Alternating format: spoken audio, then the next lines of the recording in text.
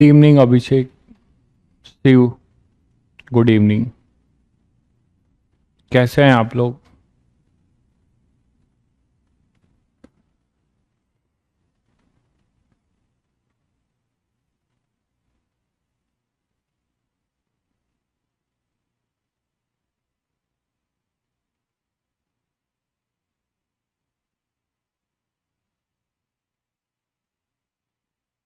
Hello. Harsh, good evening. Purnim, good evening. Monu, good evening. Malay, good evening. Mahi, good evening. Anuj, good evening.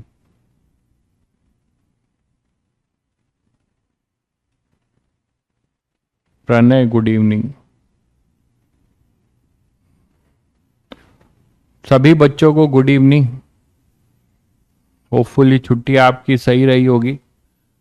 Questions दिया था homework में, module के कुछ तो किए ही होंगे। कुछ बच्चों ने ट्राई किया क्या?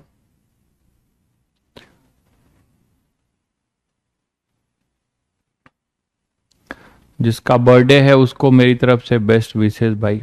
आलोक जी, आपको बेस्ट विशेष। हाँ, पुली पढ़ेंगे धीरे धीरे।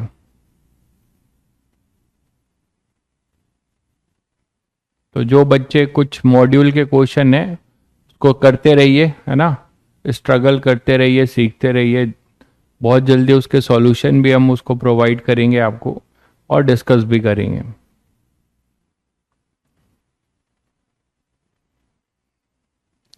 ठीक है। क्वेश्चंस को करते रहिए, डरिए मत क्वेश्चन से। पुली वाले क्वेश्चन भी स्टार्ट करेंगे, डोंट वरी।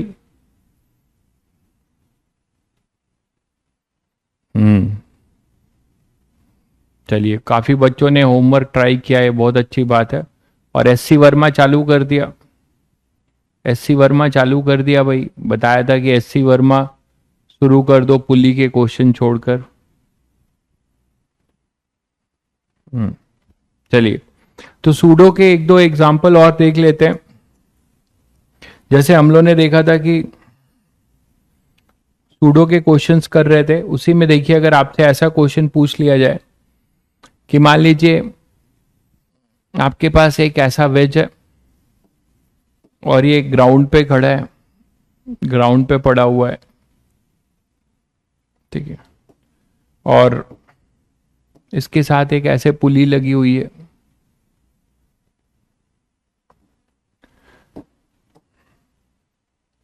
और यहां पे एक मास हैंग कर रहा है,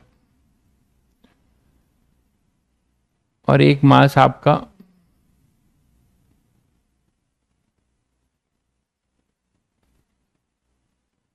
यहां पे लाई कर रहा है।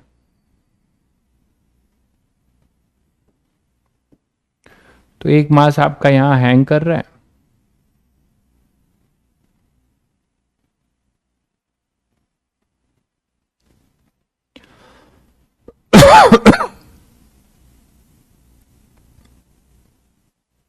और दूसरा मास आपका यहां पे लाई कर रहा है इसके ऊपर। अब आपसे क्वेश्चन ये पूछा जा रहा है, देखिएगा, इसका मास एम है, इसका मास स्मॉल एम है, इसका मास भी स्मॉल एम ले लेते हैं, कुछ भी रह सकता है, ठीक है।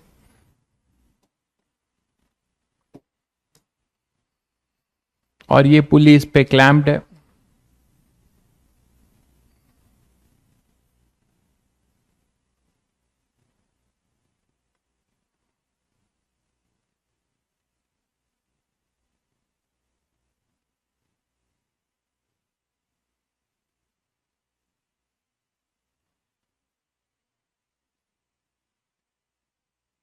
ठीक है। तो अब आपको बताना ये स्मूथ है, और यहां पे आप कोई फोर्स लगा रहे हो एफ, कोई फोर्स एफ लगा रहे हो, तो आपको बताना है कि what should be the minimum F. ठीक है, आपको ये बताना है कि what should be the minimum F, find F minimum so that there is no relative motion between block A and B. ये मान लो B बोलते हो इसको आप B बोल रहे हो ब्लॉक को, ये B ब्लॉक है और ये A ब्लॉक है, ठीक है। तो क्वेश्चन ये बोलता है find F minimum, find F so that block A and B does not have any relative motion, does not have any relative motion with respect to C. ये C है, with respect to C. थोड़ा दिमाग लगाओ, आपको ये बताना है कि आप किस फोर्स से इस C को पुश करोगे, है ना, किस फोर्स से इस C को पुश करोगे जिससे कि A और B में कोई मोशन ना हो। आप ये बात देख रहे हो कि A और B एक स्ट्रिंग से जुड़े हुए हैं और वो स्ट्रिंग इस पुली से पास हो रही है। अभी हमने स्ट्रिंग पुली शुरू नहीं किया है, लेकिन इतना बताया था कि स्ट्रिंग से कोई मासलेस थ्रेड अगर पास हो रहा है तो उसका टेंशन दोनों तरफ सेम रहेगा, ये मैंने आपको बताया था, ठीक है। तो थोड़ा सा ट्राई मारोगे, ऐसे कैसे हो रहा है भाई कि एससी वर्मा क्वेश्चन नहीं बन रहे और सीट के बन रहे। Seat is 5 times more complicated then SC Verma. तो यहां पर अपने पास क्या हो रहा है कि A और B है और आपने इसको F फोर्स अप्लाई किया, आपने इसको F फोर्स अप्लाई किया। आपसे ये पूछा जा रहा है कि क्वेश्चन सबको समझ में आ गया होगा कि फोर्स F क्या होगा जिससे कि A और B इस पे आपस में स्लिप ना करे। किसके रिस्पेक्ट में? इसके रिस्पेक्ट में। ऑल सर्फेसेज आर स्मूथ, ये भी लिख देता हूं, all surfaces are smooth, all surfaces are smooth, सभी सर्फेस स्मूथ है, सभी सर्फेसेज स्मूथ है, ठीक है। तो देखिए क्वेश्चन को करने का आपको अप्रोच सभी बच्चों को क्लियर है कि ये एक पर्टिकुलर ऐसा क्वेश्चन है जिसको हमको किस फ्रेम में करना पड़ेगा, सी के फ्रेम में करना पड़ेगा, ये मानते हैं, ठीक है। सी के फ्रेम में आपको करना पड़ेगा ये पूरा का पूरा जो है, क्यों? क्योंकि सी के फ्रेम वाले को दिखेगा कि ये दोनों रुके हुए हैं और अर्थ वाले को क्या दिखेगा भाई, अर्थ वाले को क्या दिखेगा, अर्थ वाले को दिखेगा कि ये सभी, ये दोनों इस पे स्लिप नहीं कर रहे हैं। तो ये जो दोनों ब्लॉक हैं ए और बी, ये जो दोनों ब्लॉक हैं ए और बी, वो सी के साथ एक साथ इस तरफ जा रहे हैं, यही तो है। बताइए इतना क्लियर है? तो देखो ये क्वेश्चन हम लोग किसके रिस्पेक्ट में करेंगे, ये क्वेश्चन हम लोग करेंगे विथ रिस्पेक्ट टू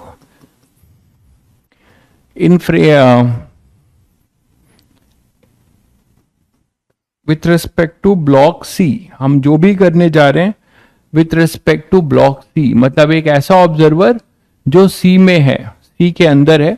जो ऑब्जर्वर कहां पर है? सी के अंदर है। इस ऑब्जर्वर के रिस्पेक्ट में हम करने जा रहे हैं, ठीक है। इस ऑब्जर्वर के रिस्पेक्ट में जो एनआईएफ ऑब्जर्वर है, इसके रिस्पेक्ट में हम करने जाएंगे। आप बोलोगे सर आपने इसको एनआईएफ क्यों बोला? क्योंकि अब फ्रेम ऑफ रेफरेंस आपको क्लियर होगा। जो अगर इसमें फ्री बॉडी डायग्राम देखो तो इधर नीचे एमजी लगेगा, ठीक है, और इसका एमजी तो इधर लगेगा, वो हमारा बिल्कुल मतलब का नहीं है। इधर नॉर्मल रिएक्शन लगेगा। ये सब दिखा रहा हूं बट ये सब हमारे लिए कुछ मतलब के नहीं है। इधर नॉर्मल रिएक्शन लगेगा, इधर एमजी लगेगा, इस पे टेंशन ऐसा लगेगा, पुली के रिस्पेक्ट में ऐसा लगेगा, जिससे हर मासलेस स्ट्रिंग है इस पे नेट टेंशन क्या होना चाहिए? 0।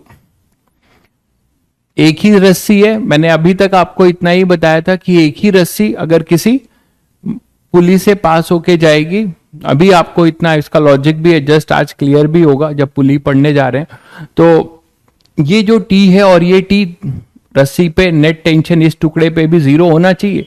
इसके रिस्पेक्ट में टी ऐसा होगा और इसके रिस्पेक्ट में टी ऐसा होगा, ठीक। तो ये दोनों रुके रहेंगे, ऐसा इसने बोला कि इसके रिस्पेक्ट में रिलेटिव दिस ये रुके रहेंगे। तो रुके रहने के लिए आपको इसकी बी की और ए की एबीडी किसके रिस्पेक्ट में बनाना पड़ेगा? सी के। तो सी का पहले हम एक्सेलरेशन निकाल लें। तो सी के एक्सेलरेशन को निकालने के लिए सबको पता है कि इसको हम एक सिस्टम बाउंड्री मान सकते हैं भाई। बोलो, इसको एक पूरे के पूरे सिस्टम बाउंड्री मान सकते हैं, और इस पूरे सिस्टम बाउंड्री में एक्सटर्नल फोर्स एक्स डायरेक्शन में क्या मिलता है, वाई डायरेक्शन में तो ग्रेविटी है. What about your x direction, what is the external force. जैसे ही आप इसको पूरा सिस्टम मानोगे, और क्यों मान रहे हैं इसका लॉजिक सभी को क्लियर है, ये कॉमन एक्सेलरेशन से मूव कर रहे हैं, ठीक है, इस डायरेक्शन में कॉमन एक्सेलरेशन से मूव करेंगे, ये क्लियर है सभी को, क्योंकि इनके बीच में रिलेटिव एक्सेलरेशन नहीं होना चाहिए, ऐसा हमें एफ निकालना है. तो ये दोनों ब्लॉक सी पर क्या रहेंगे, रुके रहेंगे. तो जब ये दोनों ब्लॉक सी पर रुके रहेंगे तो इसको क्या दिखेगा कि ये दोनों रेस्ट पर हैं. तो पूरा दोनों ब्लॉक और ये बड़ा ब्लॉक एक्स डायरेक्शन में एक साथ मूव कर रहे होंगे, आपस में कोई रिलेटिव मोशन नहीं है, ऐसा हमें निकालना है अकॉर्डिंग टू क्वेश्चन है. ठीक है, तो अब ये कॉमन एक्सेलरेशन निकाल सकते हैं. तो कॉमन एक्सेलरेशन क्या होगा, नेट फोर्स के एक्स डायरेक्शन में क्या है, एफ अपॉन में टोटल मास कितना हो जाएगा, m प्लस 2m. तो ये सिस्टम बाउंड्री से आपको यहां की टेंशन खत्म हो गई, ये दोनों इंटरनल होंगे, ठीक है. अच्छा, ये सभी को पता है कि अगर नॉर्मल रिएक्शन ये इस पे ऐसा लगाएगा तो ये भी इस पे ऐसा लगाएगा, ठीक है, ये इस पे नॉर्मल रिएक्शन लगाएगा तो इस पे भी नॉर्मल रिएक्शन ऐसा लगेगा. तो these are all normal reaction. तो सारे एन डैश ये सब कितने हो जाएंगे, इंटरनल फोर्स हो जाएंगे, अगर आप इसको एक सिस्टम लेते हो, है ना. ये एन डैश, एम जी तो वाई डायरेक्शन में है, ये एम जी भी वाई डायरेक्शन में है. तो एक्स डायरेक्शन में ये नॉर्मल रिएक्शन इंटरनल, ठीक है, और एफ केवल एक्सटर्नल फोर्स होगा, टेंशन भी आपका इंटरनल होगा, बिल्कुल. तो अब आप यहां से बता सकते हैं कि एक्सेलरेशन कितना होगा, F upon M plus 2m, ठीक है. अब हम क्या करेंगे, इसको रोक देंगे, क्योंकि हमें ये क्या करना है, हमें जो भी अब ये क्वेश्चन करना है किस फ्रेम में करना है, with respect to bigger wedge, यही है ना. तो बिगर वेज के रिस्पेक्ट में रुका हुआ दिखेगा, तो बिगर वेज के रिस्पेक्ट में आप फिर से जो है इसकी एबीडी बनाएंगे दोनों ब्लॉक्स की.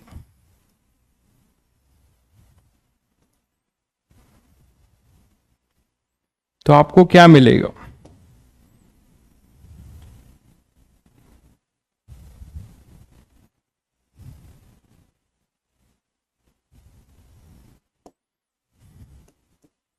बताइए.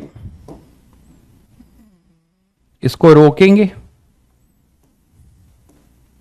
ये रेस्ट पर होगा. इस फ्रेम में अगर हम बात करेंगे तो ये रेस्ट पर होगा, नॉन इनर्शियल फ्रेम, और ये नॉन इनर्शियल फ्रेम वाला ऑब्जर्वर ही क्या करेगा, इसकी एबीडी बनाएगा. तो क्या क्या फोर्स होगा एक्सटर्नल, इधर तो mg ही होगा, और साथ में अब यहां पे एक सूडो आएगा, मानते हो कि नहीं, सूडो यहां पर आएगा, इधर अपने पास mg इसका इधर होगा, mg से कोई लेना देना नहीं था हमें, और इसका सूडो इधर होगा, दो सूडो लगेंगे. यहां पर जो सूडो लगेगा वो क्या लगेगा, m इंटू ए का सूडो. यहां पे सूडो लगेगा किधर, m इंटू ए का सूडो. ये तो mg है, बोलो भाई, और इधर mg इधर लगेगा. तो ये सूडो और यहां पर ये सूडो हमेशा फ्रेम ऑफ रेफरेंस के अपोजिट है ना. सूडो हमेशा जो है फ्रेम ऑफ रेफरेंस क्या है, ये है अपना फ्रेम ऑफ रेफरेंस बड़ा वाला, जो कैसे मूव कर रहा है, ए से. इसको रोका, फ्रेम ऑफ रेफरेंस का एक्सेलरेशन ब्लॉक्स को दे दिया डायरेक्शन अपोजिट करके जस्ट, और इसको मल्टीप्लाई कर दिया इसके मास से, ठीक है. तो ये सूडो मिल गया और ये सूडो मिल गया. अब आपको ये क्या देखेगा, ये कौन सा लॉ लगाएगा, नॉन इनर्शियल फ्रेम ऑब्जर्वर कौन सा लॉ लगाएगा, न्यूटन फर्स्ट लॉ. क्यों, क्योंकि क्या दिया हुआ है कि relative does not have any relative motion. तो इनमें कोई भी रिलेटिव मोशन नहीं है, तो ये स्टेशनरी होंगे, ठीक है. तो ये स्टेशनरी होंगे, ये आपस में मूव नहीं कर रहे हैं, आपस में भी मूव कर सकते थे, लेकिन जो हमें निकालना है क्वेश्चन में, हमें वो एफ निकालना है जिससे कि इन दोनों का इसके रिस्पेक्ट में कोई मूवमेंट ना हो, कोई एक्सेलरेशन ना हो. न्यूटन फर्स्ट लॉ लगाएगा, बहुत बढ़िया भाई, बहुत बढ़िया, ठीक है. तो न्यूटन फर्स्ट लॉ लगाओ, तो न्यूटन फर्स्ट लॉ कैसे लगेगा, इधर टी है इधर टी है, मैं पुली के रिस्पेक्ट में नहीं दिखा रहा हूं, अपने काम की फोर्सेस, ठीक है। अब मुझे बताओ ये दोनों रुका रहे तो इस डायरेक्शन में ये सूडो है, तो इसका ये नॉर्मल रिएक्शन जो तुमने, मैं केवल ब्लॉक की एबीडी बना रहा हूं, तो ब्लॉक पे नॉर्मल रिएक्शन ऐसे लगेगा, कौन लगाएगा, सूडो ने एक्शन दिया था तो यहां पे एमए लगेगा, और यहां पे सूडो के इस कांटेक्ट के वजह से यहां एक नॉर्मल रिएक्शन था जो ऊपर लगेगा, जिसको आपने एन डैश बोला था।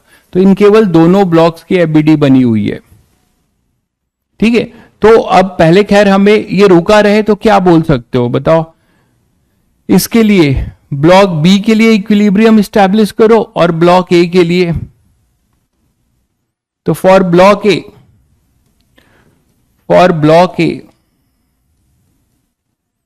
क्या बोलोगे आप, T equal to M A, इस डायरेक्शन में कोई मोशन नहीं है, इस डायरेक्शन में कोई मोशन नहीं है, तो T equal to M A, तो T equal to M A, ठीक है। ब्लॉक बी के लिए क्या हो जाएगा,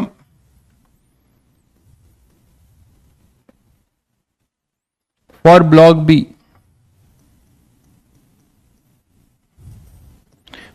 के लिए y डायरेक्शन में नेट फोर्स 0, x डायरेक्शन में भी 0, x डायरेक्शन में 0 करोगे तो नॉर्मल रिएक्शन किसके बराबर आएगा, ma के बराबर। तो ब्लॉक बी के दो इक्वेशन लिख रहा हूं, y डायरेक्शन में t equal to M G, और ये y डायरेक्शन में है, और x डायरेक्शन में अपने पास n is equal to M A. हमें पूछा नहीं था खैर n के बारे में, फिर भी अगर पूछा जाए तो आप ये बता सकते हो कि यहां सूडो फोर्स इसको कांटेक्ट जनरेट करेगा, है ना, सूडो फोर्स इसको कांटेक्ट जनरेट करेगा, और n equal to M A. Clear है सभी बच्चों को, ठीक है। तो अब यहां पे ब्लॉक, हाँ ब्लॉक ए में भी दो इक्वेशन लिख सकते थे, ये भी लिख सकते थे N dash equal to M G, तो ये भी लिख सकते थे ब्लॉक ए के लिए भी दो इक्वेशन लिख सकते थे, ठीक है।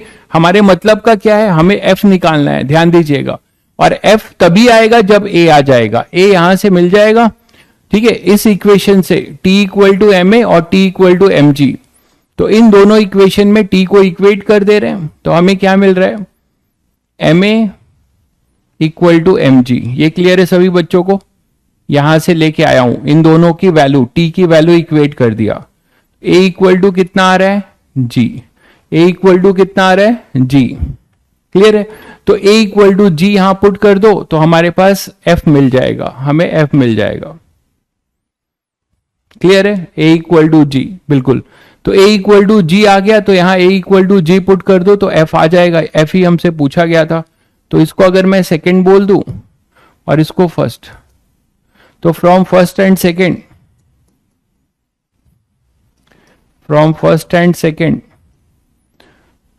F upon M plus 2m is equal to G. तो आपसे एफ मिनिमम पूछा गया था, तो G M plus 2m, check करिए सभी बच्चे, तो एफ की वैल्यू ये आएगी, क्लियर है।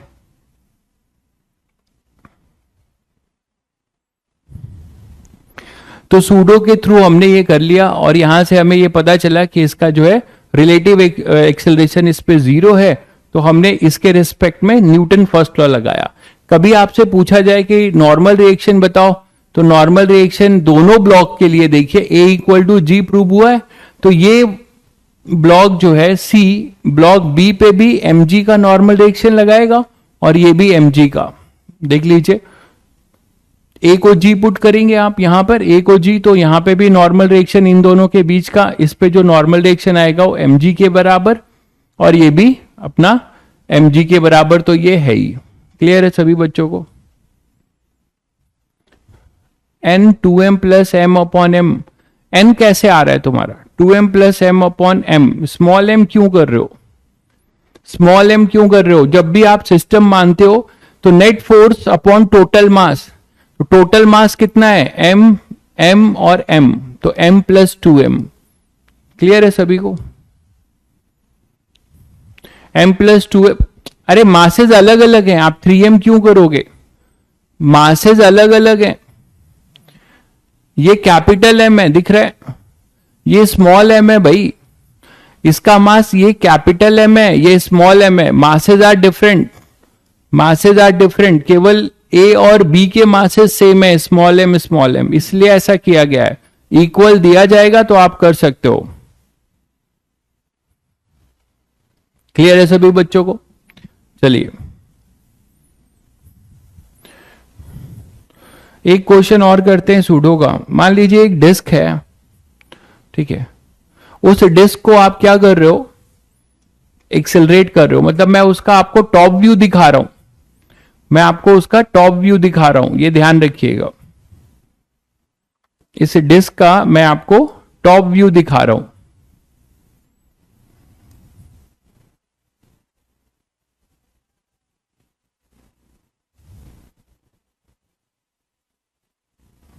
ठीक है, ये डिस्क है और ये डिस्क को हम क्या कर रहे हैं, एक्सेलरेट कर रहे हैं, और इसके अंदर एक स्लॉट कटा हुआ है, इसके अंदर मान लो एक स्लॉट कटा हुआ है।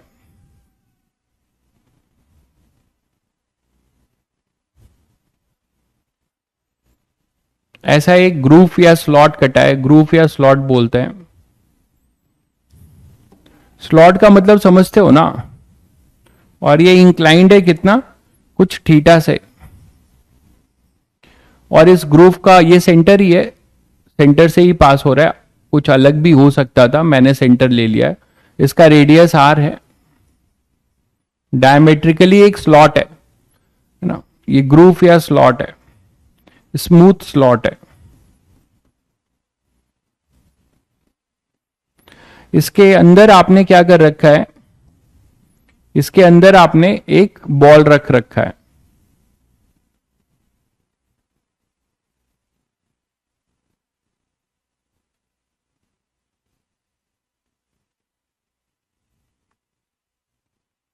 जो एग्जैक्टली ग्रुप में फिट हो रहा है, बट उसमें मूव कर सकता है, फंसा नहीं है, थोड़ा ऊपर से दिखाया है। तो ये जो है,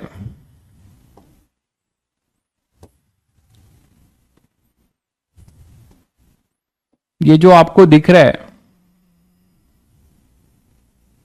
ये बॉल है ना, तो ये बॉल जो है एम मास का है, दिख रहा है ना सभी को, ये एम मास का है, और ये रेडियस आर है, और ये अपनी डिस्क है, जिसका आपको टॉप व्यू दिखाया जा रहा है। मैं बार बार बोल रहा हूं, टॉप व्यू मतलब ऊपर से देखोगे तो ऐसा दिख रहा है, ये टॉप व्यू है, ऊपर से देखने पे ऐसा दिख रहा है आपको। ठीक है, ये डिस्क है, और डिस्क को हम एक्सेलरेट कर रहे हैं किसी एक्सेलरेशन ए से, किसी एक्सेलरेशन ए से, कांस्टेंट एक्सेलरेशन ए से हम इसे क्या कर रहे हैं, एक्सेलरेट कर रहे हैं, ये कांस्टेंट है। तो आपको बताना है फाइंड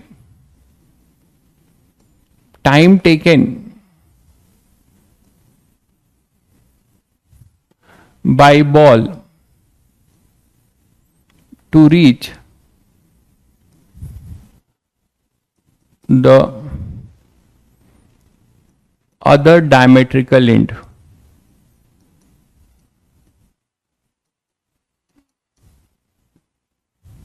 अदर डायमेट्रिकल एंड, तो किसी अदर डायमेट्रिकल एंड पे पहुंचने के लिए कितना समय लेगा ये अपना बॉल, यहां से यहां पे है ना, मतलब ये ए होगा अगर, तो ये बी पे पहुंच जाए, ठीक है, ये बी पे पहुंच जाए।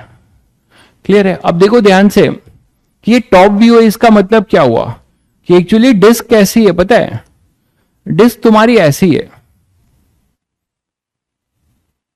मैं अभी और समझा दे रहा हूं, क्योंकि देखो क्वेश्चन में क्लियरिटी आनी चाहिए, नहीं तो आप अटेम्प्ट नहीं कर पाओगे। फिजिक्स में सिचुएशन समझना बहुत जरूरी है। आपको अगर सही सिचुएशन आपने पकड़ लिया है तो आधा आपका मेहनत खत्म हुआ।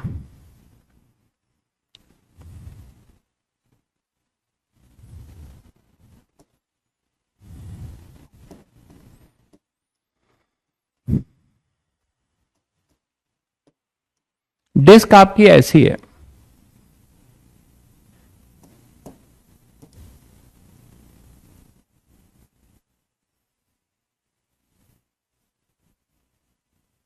ये डिस्क है भाई, देख लो, ये डिस्क है ना, और इसके डायमेट्रिकली एंड पे, कोई भी डायमेट्रिकल एंड है उससे आप क्या कर रहे हो, ये स्लॉट काटे हुए हो, ऐसा है, ये स्लॉट आपने काट रखा है।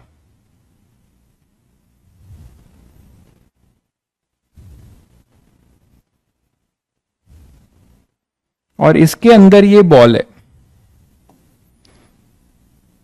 इसके अंदर ये बॉल है, दिख गया। अब आप टॉप से देखोगे तो आपको ऐसे ही दिखाई देगा, और ये एंगल जो है यहां से, ये एंगल आपको दिया हुआ है हॉरिजॉन्टल से, ये थीटा दिया हुआ है।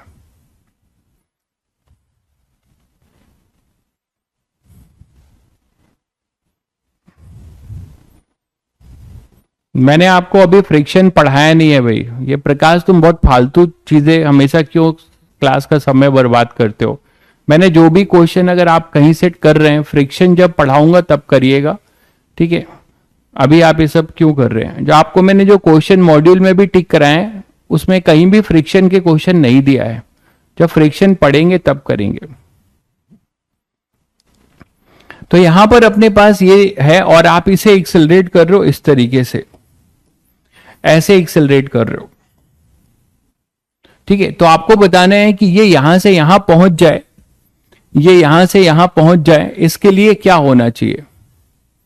डिश नहीं भाई, डिस्क, डिस्क नहीं समझते हो, ये डिस्क है और ये स्लॉट है। स्लॉट क्या है, होता है ग्रूव, कभी कभी क्वेश्चन में ये भी बन के आएगा लिखा हुआ, और ग्रूव, ये चीज समझ लो।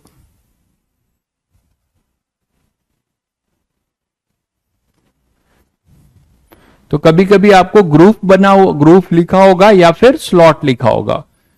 कोई मोटी सी डिस्क है, उसमें से कुछ नाली बना दो।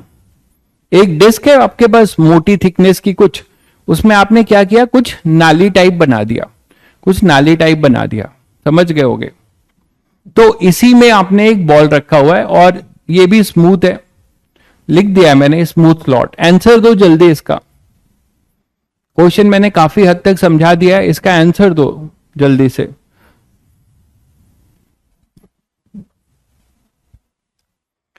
इसका आंसर दो जल्दी से।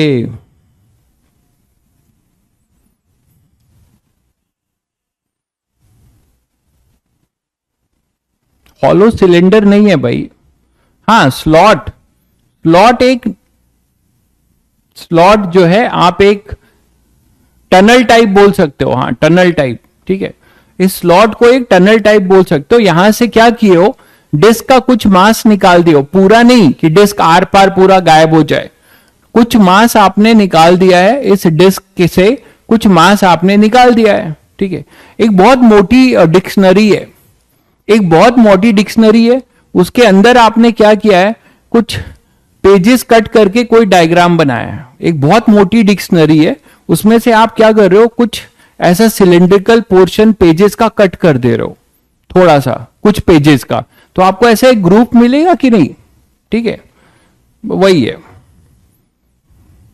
प्रणय, तुम यार कहां के वासी हो, धरती के वासी नहीं हो। डिस्क नहीं देखा है तुमने, डिस्क तुमने नहीं देखा है भाई, इस धरती पे ही तो हो, डिस्क आज तक नहीं देखा तुमने। रिंग डिस्क ये सब नहीं जानते हो, आंसर बोलो। स्पीड कहां दिया हुआ है, कोई स्पीड नहीं है। एट टी इक्वल टू 0 ये रेस्ट पर था, एक्सेलरेट किया गया। Find time taken by ball to reach the other diameter end, ठीक है, लिख दे रहा हूं मैं। Disc is accelerated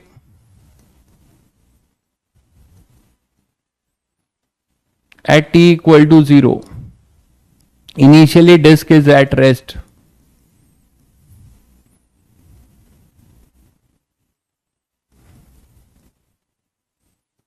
Initially disk is at rest. अब तो कर दो।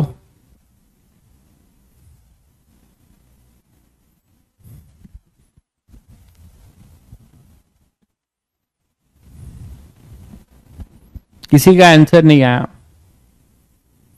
ये क्वेश्चन करा चुका हूं तुम लोगों को, ये क्वेश्चन इस टाइप का करा चुका हूं, एलिवेटर वाला क्वेश्चन था जैसे वैसा ही होगा। 2√r upon a cos theta. Okay, एक बच्चे का आंसर आया, बहुत बढ़िया। देखते हैं सही है कि गलत है। √4r a sin theta 2r upon a cos theta √2a, ऐसे एक भाई बता रहे हैं। एस तो लिख लो। चलो अब मैं कर देता हूं। तो आप सभी को पता है कि ये इस तरीके का मोशन, अगर जो ग्राउंड पर खड़ा है इसको, इसका मोशन कैसा दिखाई देगा भाई, कि ये जो बॉल है ये इधर भी जा रहा है और इधर भी जा रहा है। मानते हो कि नहीं? दोनों दिखाई देगा, दो मोशन दिखाई देंगे ग्राउंड वाले को। तो ग्राउंड वाले को इसको दो चीजें दिखाई देगी कि ये ग्रुप जो है ग्रुप में फंसा हुआ है, तो डिस्क के साथ ए से जा रहा है और डिस्क के रिस्पेक्ट में ए रिलेटिव एक्सेलरेशन है। दो एक्सेलरेशन का इसको रिजल्टेंट दिखाई देगा। लेकिन जो विथ रिस्पेक्ट टू डिस्क देखें तो आपको ये तुरंत समझ में आ जाता है कि विथ रिस्पेक्ट टू डिस्क इसको केवल एक बहुत सिंपल क्वेश्चन बन चुका है कि एक तरीके से ये स्लॉट है। आप लोग इतना सोच रहे हो, ये स्लॉट है और ये इंक्लाइंड है कितना, थीटा से। ये थीटा से इंक्लाइंड है स्लॉट, और ये बॉल यहां से छोड़ा जा रहा है, तो इसको कौन ले जाएगा भाई? सूडो। मैंने उल्टा लिख दिया है क्या? हाँ, ये सूडो की डायरेक्शन चेंज करो, क्वेश्चन गलत है, ये मूवी नहीं करेगा। फिर सूडो की डायरेक्शन चेंज करनी होगी। कोई बोला नहीं, सब लोग आंसर भी दे दिए। सूडो का आपको जो है डायरेक्शन चेंज करना होगा। इस पहले वाले में तो मूवी नहीं करेगा, वो नीचे लगेगा ना, तो यहां पर सूडो जो लगेगा वो इस डायरेक्शन में लगेगा। देखो ये सूडो लगेगा। इस सूडो के वजह से सूडो का एक कंपोनेंट, जब कंपोनेंट लोगे तो क्या आएगा भाई? ये थीटा है तो ये भी थीटा होगा, है ना। और इसका एक कंपोनेंट क्या हो जाएगा? इस तरफ एक अलोंग द ग्रुप होगा, एक परपेंडिकुलर टू द ग्रुप होगा। जो अलोंग द ग्रुप होगा उसका क्या होगा? ये थीटा है तो ये भी थीटा होगा, है ना। क्लियर है ना भाई? ये स्लॉट ये दिख रहा है यहां पे, अगर मैं बनाऊं, अगर यहां पे मैं आपको अगर दिखाऊं तो सूडो आपका इस तरफ लगेगा। यहां पे जैसे दिखा दूं, ये इसकी डायरेक्शन भी चेंज करनी पड़ेगी।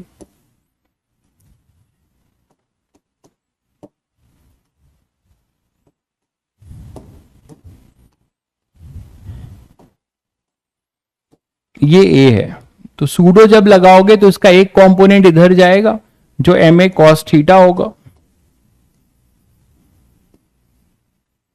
और ये होगा अपना एम ए साइन थीटा। ठीक है। अब बहुत बच्चे जल्दीबाजी में क्या करते हैं, वो ग्रेविटी का कंपोनेंट लेना शुरू करते हैं। वो एक बहुत बड़ा ब्लंडर हो जाता है। ठीक है, इसीलिए बार बार मैं आपको विजुलाइज करा रहा था कि एक्चुअल सिचुएशन क्या है। ये पूरा डिस्क जो है किसी स्मूथ हॉरिजॉन्टल सरफेस पे रखा हुआ है। ठीक है, ये पूरा डिस्क जो है, the whole system, the disc is on the smooth horizontal plane. ये भी लिख देता हूं, स्मूथ हॉरिजॉन्टल प्लेन।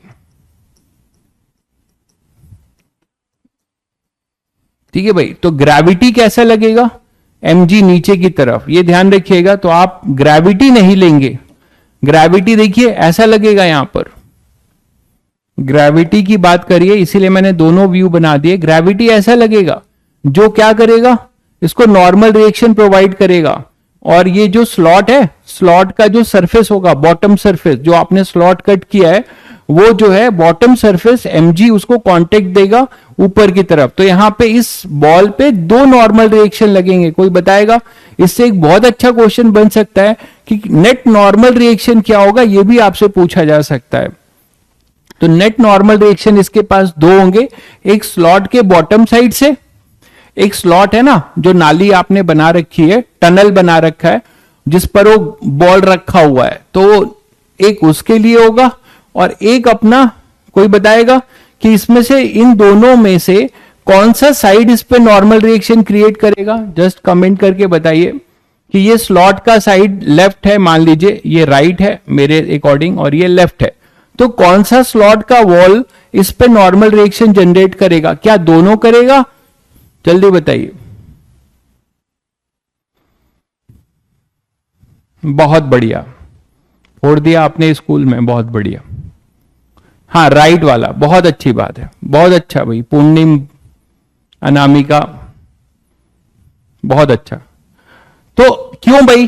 क्योंकि हमेशा मैंने आप लोगों को बताया है कि एक्सटर्नल फोर्स को देखना होता है।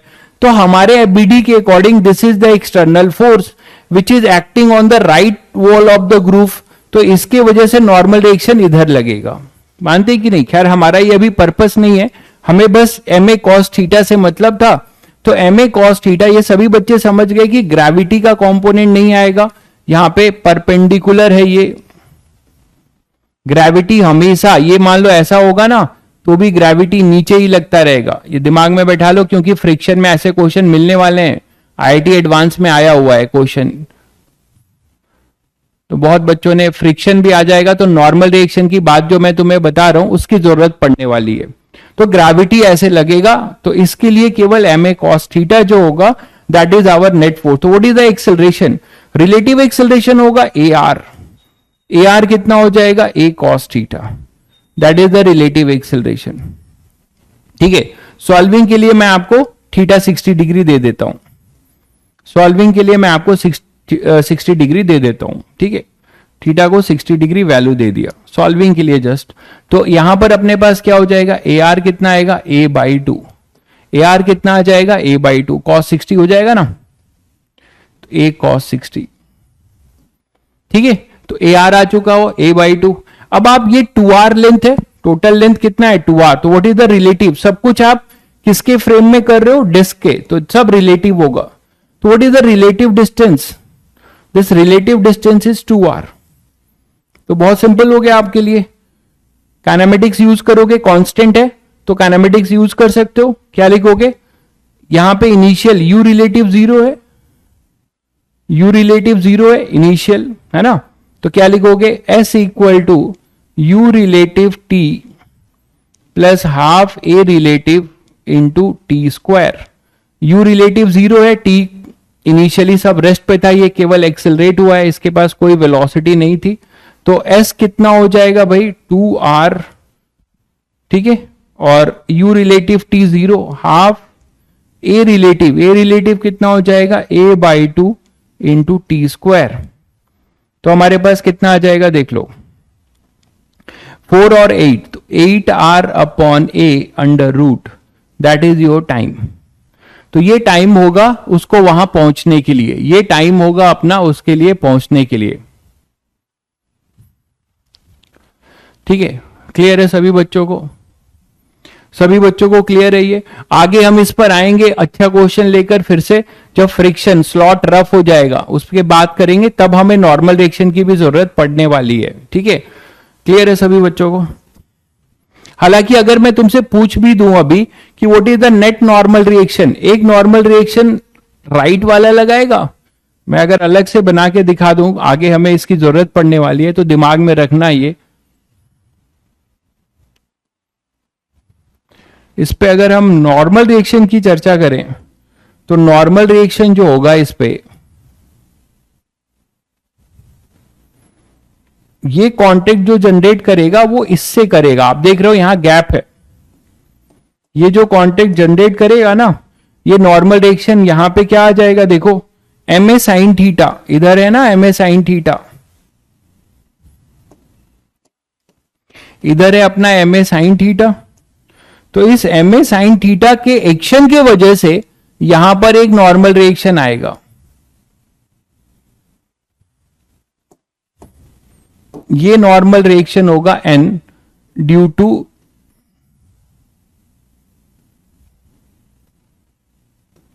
Right wall. लेफ्ट वॉल पे कोई नॉर्मल, यहां का कोई नॉर्मल रिएक्शन नहीं होगा, कोई कांटेक्ट ही जनरेट नहीं होगा, क्योंकि कोई पुश करने वाला फोर्स नहीं है।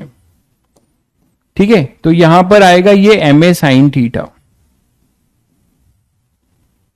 तो ये नॉर्मल रिएक्शन भी बता सकते हो due to side wall of the group, ठीक है, due to side wall of the group. Pranay ठीक है, पढ़ लो यार, अभी आप पढ़ो, ठीक है, ठीक है, बहुत अच्छी बात है, आप 20 में 20 लाए हो, बहुत अच्छी बात है। प्रणय, हमारा एम स्कूल में टेस्ट में टॉप करना नहीं है, बिकॉज आप ये बात समझ रहे हैं कि आपके जैसे बहुत सारे होनहार बैठे होंगे एक से एक, उनसे आपके कंपटीशन है। तो बहुत अच्छी बात है, कॉन्फिडेंट में रहिए, बट ओवर कॉन्फिडेंट में मत रहिए, क्योंकि this is the game not limited in our school classroom. School classroom से लिमिटेड नहीं है अपना ये पूरी पढ़ाई, इसकी हम लोग स्कूल से तो लेना देना ही नहीं है, स्कूल के लिए सब पढ़ ही नहीं रहे हैं, आप इतनी मेहनत कर रहे हैं, आपको आईटी एडवांस के लिए आईटीएन बनना है, इसके लिए आप कर रहे हो ये सब, ठीक है। तो अब आप यहां पे ड्यू टू राइट वोट्स आपके पास ये मिलेगा। अच्छा एक चीज बताइए, एमजी कैसा होगा? एमजी एक नॉर्मल रिएक्शन, और हम ऐसा बोल सकते हैं कि एक नॉर्मल रिएक्शन ऐसा मिल रहा होगा जस्ट परपेंडिकुलर, जिसको मैं अभी दिखा नहीं पा रहा हूं, जस्ट परपेंडिकुलर होगा, ठीक है, इसके ऊपर। तो यहां अगर मैं दिखा सकूं तो यहां पे देखो, इसके लिए मैं दिखा पा रहा हूं, यहां से दिखा देता हूं। तो एक ग्रेविटी की वजह से नॉर्मल रिएक्शन होगा जो सीधे ऊपर होगा, यहां से समझ पाओगे इस डायग्राम से। तो ये जो है कौन दे रहा होगा? ये वाला बॉटम। तो एनजी जो है, दो नॉर्मल रिएक्शन होंगे, यहां पे एनजी परपेंडिकुलर है, तो इस पे दो नॉर्मल रिएक्शन होंगे, एक होगा एन जिसकी वैल्यू आप लिख सकते हो M A sine theta, that is M A sine theta कितना था? Sign 60 degree. तो एन आएगा अपने पास एम ए √3/2, ठीक है। और दूसरा हमारे पास जो होगा वो क्या होगा? एनजी, और एनजी क्या होगा? एमजी। तो ये दो नॉर्मल रिएक्शन लगेंगे, ये ड्यू टू ग्रेविटी है, और ये नॉर्मल रिएक्शन परपेंडिकुलर रहेगा हमेशा ग्रुप के, ठीक है। तो आगे ध्यान रखिएगा, हम आएंगे फिर से इस पर फ्रिक्शन के को लेकर, तब आपको इसकी जरूरत पड़ेगी, मैं इतना नहीं समझाऊंगा तब, ठीक है। तो ये क्लियर है सभी बच्चों को? अगर आप अर्थ के रिस्पेक्ट में निकालना चाह रहे हैं तो निकाल सकते हैं भाई, कोई दिक्कत नहीं है। अर्थ के रिस्पेक्ट में जो आप, बट वो फर्जी होगा, मैंने आपको बताया कि अर्थ के रिस्पेक्ट में आपको दिक्कत बहुत ज्यादा होगी, इनफैक्ट नहीं निकाल सकते। क्यों? क्योंकि जो हमारा जो ये ग्रुप का जो डिस्टेंस है, ये किसके रिस्पेक्ट में कवर करेगा? ये ए बी डिस्टेंस ये इसके रिस्पेक्ट में करेगा, है ना। इसका जो ट्रेजेक्ट्री या पाथ होगा अर्थ के रिस्पेक्ट में कुछ और हो जाएगा। क्लियर है?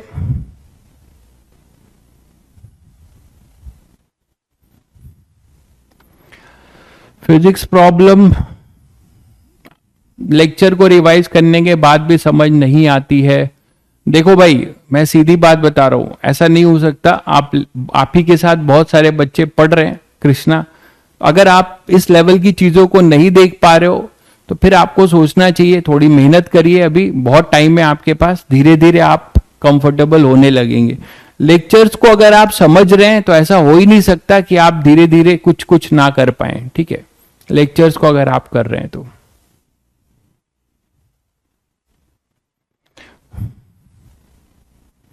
अच्छा, फ्रिक्शन के गलती से अगर टिक हो गए होंगे एक दो क्वेश्चन तो छोड़ देना,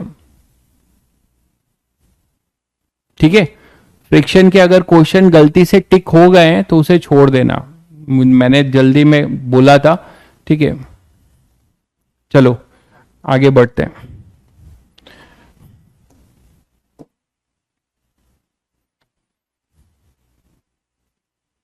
तो इस तरीके से आप सूडो के, मैंने आपको कुछ एप्लीकेशंस बताए, ठीक है। सूडो फोर्स के आपको इस तरीके से मैंने कुछ एप्लीकेशंस बताए, और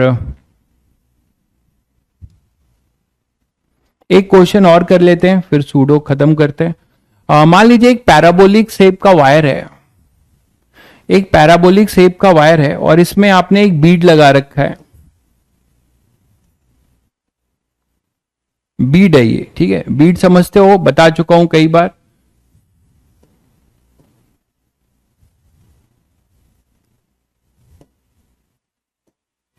तो ये बीड है ना, ये अपना बीड है,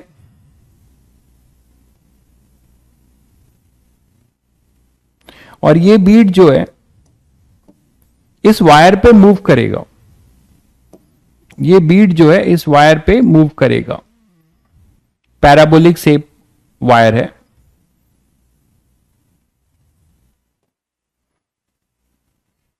ये मान लो अपने पास y एक्सिस है, ये x एक्सिस है। पैराबोला की इक्वेशन सभी बच्चों को पता ही है। मान लीजिए जैसे y square equal to 2x है, ये तो उल्टा पैराबोला है ना, एक्सिस x है, तो इसको मैं बोल रहा हूं x square equal to 2y, ऐसा पैराबोला है।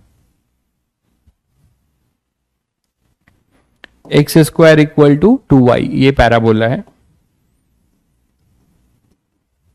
या 4y ले लो, जैसा भी देखो, ठीक है।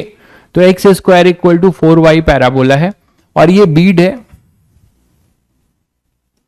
और ये पूरा वायर स्मूथ है। अब ये क्या होगा, ये पैराबोलिक शेप का जो वायर है ये हॉरिजॉन्टल डायरेक्शन में एक्सेलरेट होने जा रहा है, ये है ऐसे हॉरिजॉन्टल डायरेक्शन में आपको एक्सेलरेट करना है इसको, और ये ए एक्सेलरेशन से एक्सेलरेट हो रहा है।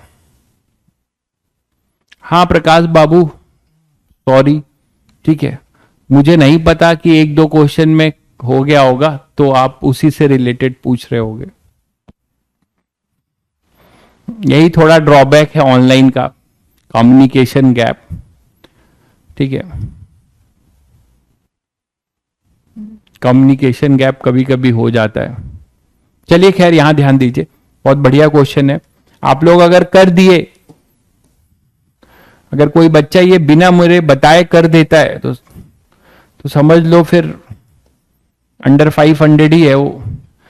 ये आपके पास वायर है, इसका पैराबोलिक पाथ है x square equal to 4y, mass m है, ये स्मूथ है। आप इसे एक्सेलरेट कर रहे हो विथ एक्सेलरेशन a। क्वेश्चन ध्यान से सुनिए, आप इसको कांस्टेंट एक्सेलरेशन, कितने कांस्टेंट एक्सेलरेशन a से एक्सेलरेट कर रहे हो, तो आपको मैक्सिमम इसका x कोऑर्डिनेट बताना है, मैक्सिमम इसका x कोऑर्डिनेट बताना है। The parabolic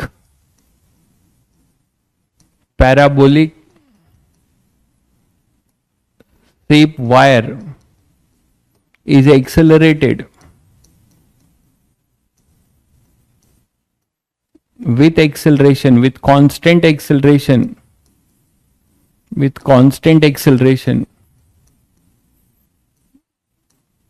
a metre per second square, है ना, हॉरिजेंटली, ठीक है। इस बीट का मास m दे ही रखा है तुम्हें। Find maximum x coordinate, find maximum x coordinate of the Beed.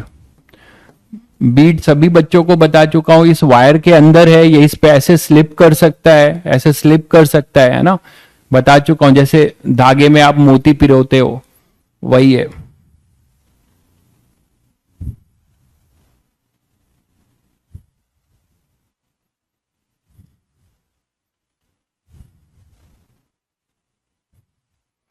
Mohammad syllabus आपका बहुत आराम से खत्म हो जाएगा, ठीक है, जनवरी लास्ट तक या फरवरी फर्स्ट वीक तक, डोंट वरी। आपके फाइनल एग्जाम, अगर स्कूल में जो भी फाइनल एग्जाम होते हैं वो जो कि फेब से शुरू होता है और मार्च से शुरू होता है बहुत जगह, तो I will try my best कि मैं आपको मिड जनवरी या जनवरी लास्ट तक ही खत्म कर दूंगा। खत्म करना is not our intention is to learn, क्योंकि इसकी जरूरत आगे भी पड़ेगी ना, 12th में भी, क्योंकि आप तैयारी करने वाले बच्चे हो, स्कूल वाले तो हो नहीं कि जैसे तैसे रट के एनुअल एग्जाम दे दिया, अब ये सिलेबस कभी नहीं देखना पड़ेगा।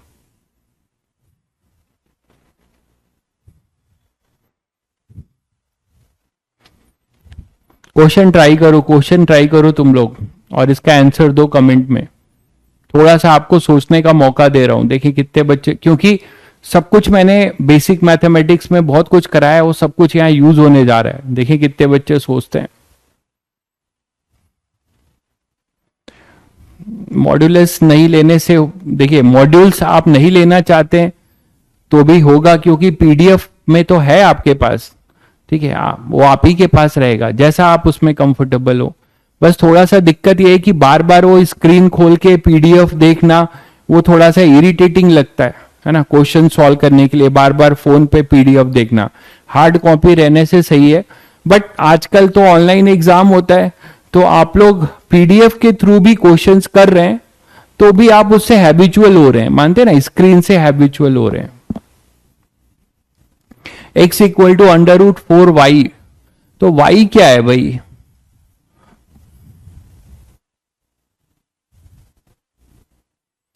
हाँ, y क्यों ले रहे हो? y तो तुम्हारा जो है कुछ दिया नहीं है ना, आपको जो भी करना है मुझे लगता है m a के टर्म्स में ही आंसर देना पड़ेगा, because only these two datas are given, m और a, है ना। सभी वीक होते हैं भाई फिजिक्स में, ऐसी कोई बात नहीं है, सभी वीक होते हैं, वीक से ही स्ट्रांग बनते हैं। आप बचपन में सोचिए, आप अपने बचपन में सोचिए एक साइकिल चलाना जो आपके लिए एक पीस ऑफ केक है, आंख बंद करके भी कुछ देर तक साइकिल चला सकते हो। बट जब आप छोटे थे, क्लास 6-7 से साइकिल पकड़े होगे और बिना बैलेंसिंग के मतलब डायरेक्ट चलाए होगे, तो फिर कितना टफ रहा होगा, लेकिन आप सीख गए।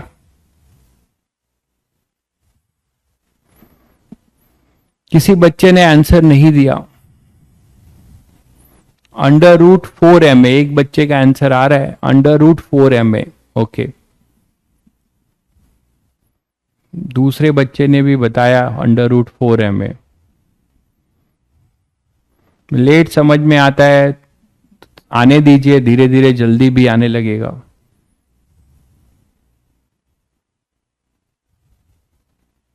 चलो करते हैं, काफी लोगों ने ट्राई कर लिया होगा, तो ये सभी बच्चों को पता है कि इसको, इसकी ट्रेजेक्ट्री, इसको पैराबोला पे स्लिप करते हुए कौन देखेगा भाई? इसको पैराबोला पे स्लिप करता हुआ कौन देखेगा? जो ऑब्जर्वर इस पैराबोला पे बैठा होगा, मानते हो कि नहीं? जो ऑब्जर्वर इस फ्रेम में होगा, जो ऑब्जर्वर इस फ्रेम में होगा वो देखेगा कि ये पैराबोला पे स्लिप करेगा। एनआईएफ ऑब्जर्वर देखेगा कि केवल इसकी ट्रेजेक्ट्री पैराबोलिक होगी, मानते हैं कि नहीं? अदरवाइज क्या होगा? अदरवाइज क्या होगा कि जो अर्थ वाला होगा वो क्या देखेगा कि ये पैराबोला पे इधर पीछे ऊपर भी चढ़ रहा है, इस तरफ ऊपर चढ़ रहा है, और साथ में पैराबोला के साथ एक्सेलरेट भी कर रहा है, साथ में पैराबोला के साथ एक्सेलरेट भी कर रहा है। ठीक है, चलिए तो अब क्या करेंगे? एनआईएफ में इसकी एबीडी बनाते हैं। एनआईएफ में इसकी अगर एबीडी बनाएंगे तो ये अपना पैराबोलिक शेप है, तो केवल अगर पैराबोलिक शेप के लिए ट्रेजेक्ट्री देखना चाहोगे कि ये पैराबोला पे चढ़ रहा है,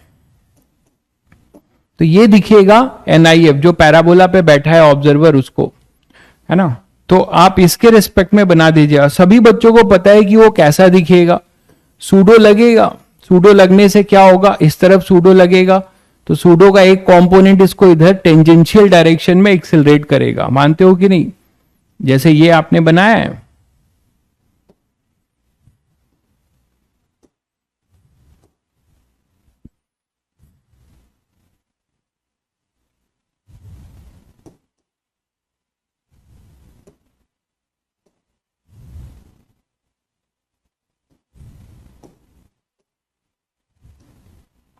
तो अगर आपने इसको इस तरीके से बनाया है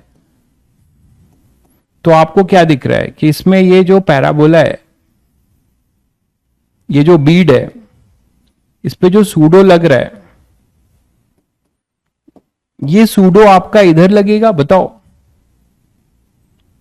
और इस सूडो का यहां पे ये टेंजेंट ऐसा है, इस टेंजेंट के वजह से ये थोड़ा सा क्या होगा? अभी सूडो ऐसा लगेगा, इसमें एग्जैक्ट अगर लगाओगे तो ऐसा लगेगा, जिसके वजह से ये कुछ ऊपर चढ़ेगा। अब ऊपर चढ़ेगा जब, देखो कहीं मान लेते हैं यहां पर आ गया,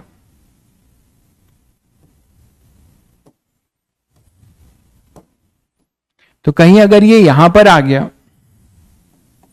तो क्या होगा बताओ? कुछ भी दिया नहीं है तुम्हें, लेकिन इंक्लाइंड प्लेन, सभी बच्चों ने अभी इंक्लाइंड प्लेन की कई क्वेश्चंस किए हैं, तो लगभग ये इंक्लाइंड प्लेन हो गया। कैसे आप इस पे टेंजेंट ड्रॉ करोगे, ऐसा होगा कि नहीं?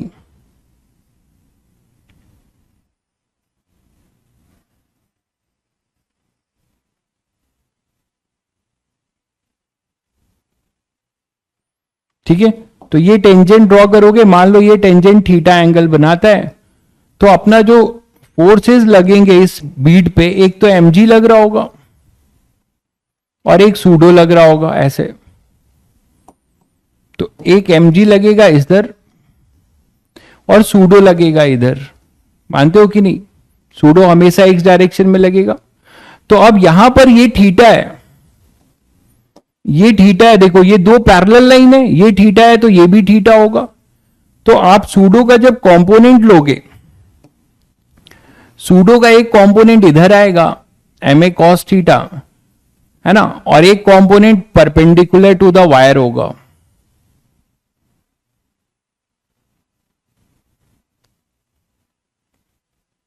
मानते हो? और mg के लिए देखो, ये अपना mg है, तो ये अगर डायरेक्शन देखोगे तो ये अपने पास क्या है, थीटा, ये 90।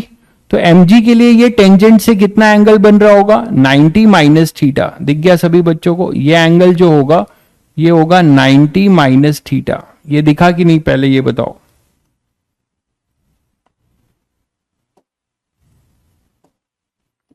ये थीटा है, ये 90, तो ये मैं बोल रहा हूं ये जो एंगल है, ये एंगल है 90 माइनस थीटा।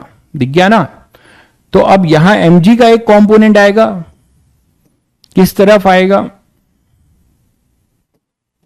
इस तरफ, और वो कितना आएगा, mg, एक इधर आएगा और एक इधर आएगा,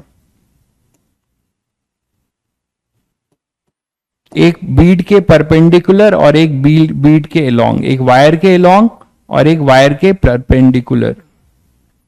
ये दोनों मिलकर नॉर्मल रिएक्शन देंगे, ये दोनों फोर्स मिलकर यहां पे क्या देंगे, इस बीड, इस पे नॉर्मल रिएक्शन। तो ये आएगा नॉर्मल रिएक्शन। क्लियर है सभी को? अब यहां पे ये थीटा 90 माइनस थीटा, ये mg साइन थीटा लगेगा। इधर देखो, mg का कंपोनेंट होगा इधर mg sine theta, tangential direction में, एक नीचे, और सूडो का एक कंपोनेंट आपको दिख रहा है टेंजेंशियल डायरेक्शन में ऊपर, कितना है, ma cos थीटा। ये अपना सूडो है ना? तो सूडो का ये कंपोनेंट ma cos थीटा ऊपर, mg का एक कंपोनेंट mg sin थीटा नीचे, और इन दोनों का इस डायरेक्शन में जो कंपोनेंट है वो क्या क्या है, इसका एक कंपोनेंट है ma sin थीटा,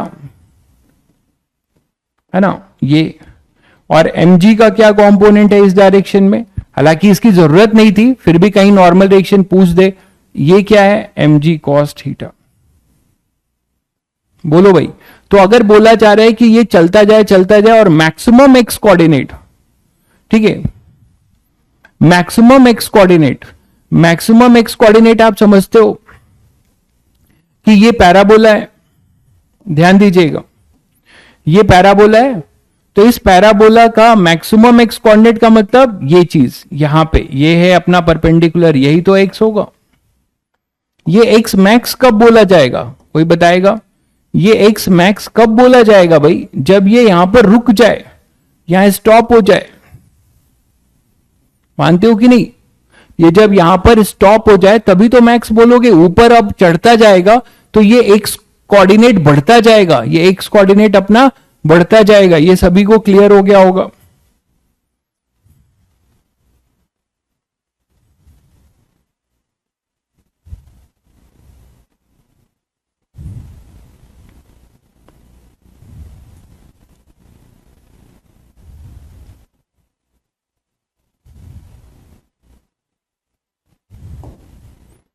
ये मिट गया है पैराबोला का वायर, थोड़ा देख लो,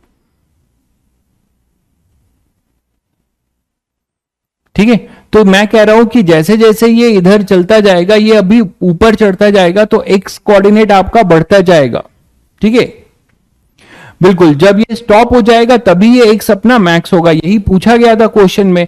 तो इक्विलिब्रियम स्टैब्लिश करोगे इस टाइम पे, अकॉर्डिंग टू क्वेश्चन आप क्या करोगे, इक्विलिब्रियम स्टैब्लिश करोगे। ये क्लियर है सभी को? बोलो।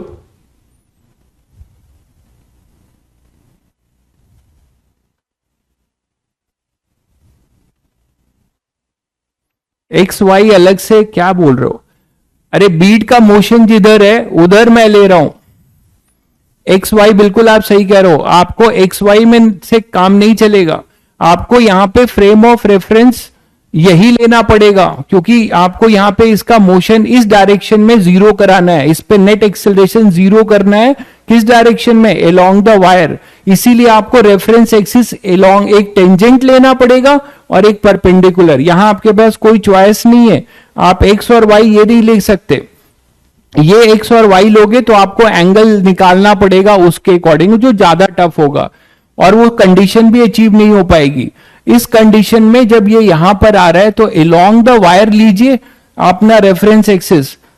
तो क्वेश्चन ये अपना रेफरेंस एक्सिस होगा भाई, ये परपेंडिकुलर टू द वायर और टेंजेंट टू द वायर ये होगा। This is our reference axis. Clear है सभी बच्चों को? ये टेंजेंट जो आपने खींचा है इसके पैरेलल होगा एक एक्स एक्सिस, और इसके परपेंडिकुलर जिधर नॉर्मल रिएक्शन है that is your y axis. तो ये अपना रेफरेंस एक्सिस हो जाएगा। ये क्लियर है? तो जिस बच्चे को दिक्कत था कि एक्स और वाई है तो हम ऐसे क्यों ले रहे हैं, क्लियर है? तो हमारा रेफरेंस एक्सिस अब ये होगा, मैं यहां बना भी दे रहा हूं। ये टेंजेंट के अलोंग आपका एक्स एक्सिस माना जाएगा और ये वाई। एक्स और वाई वो है तो जरूरी थोड़े कि आपको उधर ही करना है, क्वेश्चन के रिक्वायरमेंट के अकॉर्डिंग आप अपना ये आ रहे हैं, ये एक्स वाई नहीं है, ये अपना रेफरेंस एक्सिस जो आप चूज करते हो जिससे कंपोनेंट लिखते हो। टेंजेंट कहां है? टेंजेंट नहीं दिख रहा है तो मैं इस कर्व पे ये जो व्हाइट लाइन बनाई है दिस इज योर टेंजेंट, ठीक है। अब ये टेंजेंट टैन थीटा भी नहीं पता है, यहां पर टैन थीटा कैसे निकलेगा? जिस बच्चे को ये पता है कि dy बाई डी एक्स का ज्योमेट्रिकल मीनिंग क्या होता है वो कर लेगा। y equal to x square by 4, देखिए तो यहां से dy बाई डी एक्स क्या हो जाएगा? dy बाई डी एक्स हो जाएगा 2x बाई 4, ठीक है भाई। तो यहां आएगा x by 2, dy by d x होगा x बाई 2 और यही tan थीटा होगा, that is your tan theta equal to x by 2। तो मिल गया तुम्हें tan थीटा, ठीक है। तो tan थीटा अपना हो गया x बाई 2, यही x मैक्सिमम चाहिए हमें, तो x मैक्सिमम होगा 2 tan थीटा। अब देखिए थीटा कैसे निकलता है, इक्विलिब्रियम करिए इस डायरेक्शन में, तो ma cos theta is equal to mg sin theta.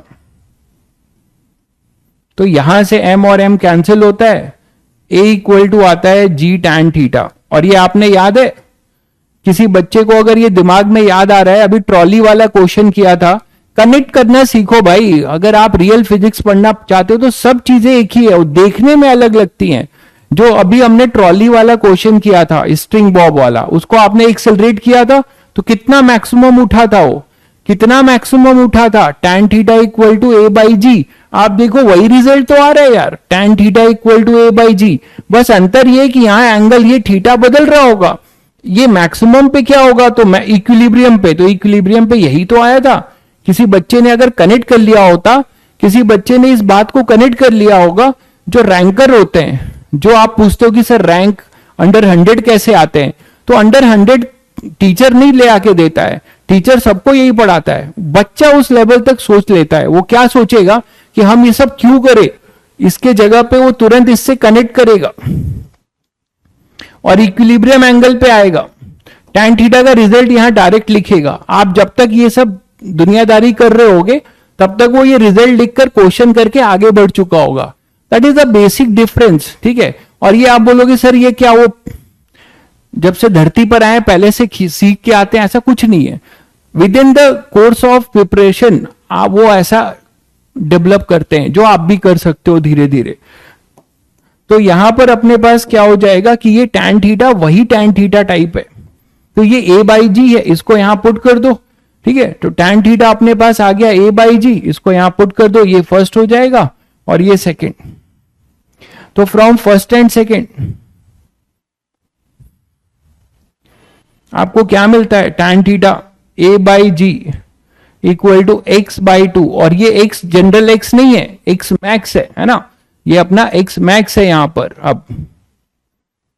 ठीक है, क्योंकि उस समय का थीटा है जब ये रुका हुआ है, उस समय का थीटा है जब ये रुका हुआ है, तो x मैक्स कितना हो जाएगा 2a by ji. X max अपने पास कितना हो जाएगा 2a by g, 2a by g. Clear है सभी बच्चों को?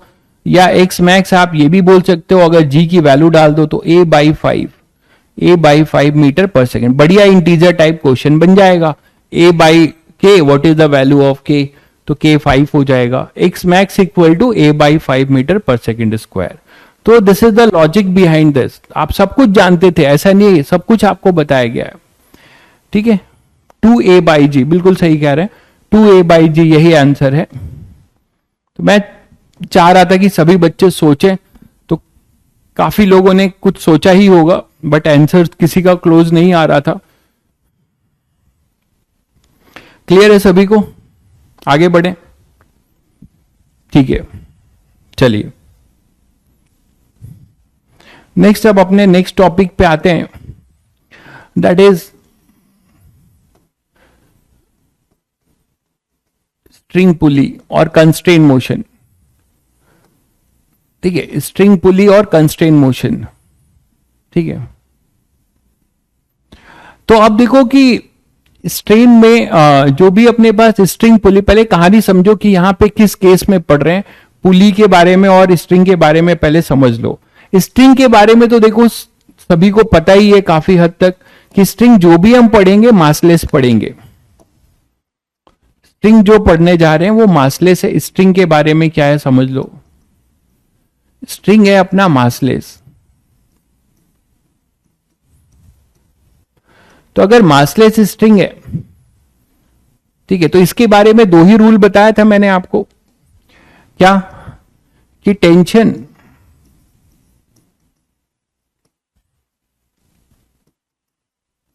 इन a string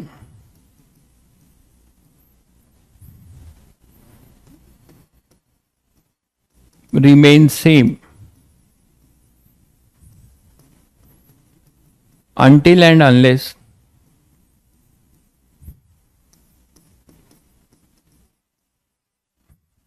string not is not changing। String change हो जाएगी तो टेंशन आप चेंज कर दोगे। एक ही स्ट्रिंग है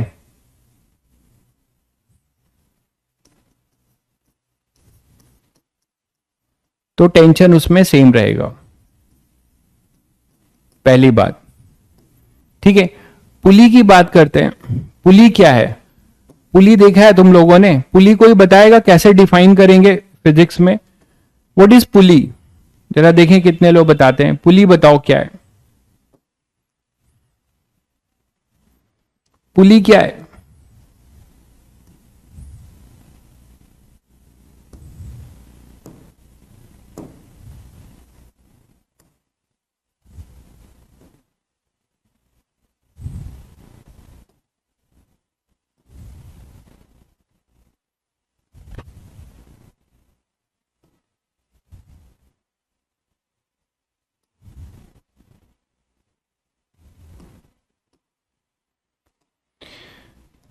पुली क्या है बताइए, कितने लोग बताएंगे पुली क्या है?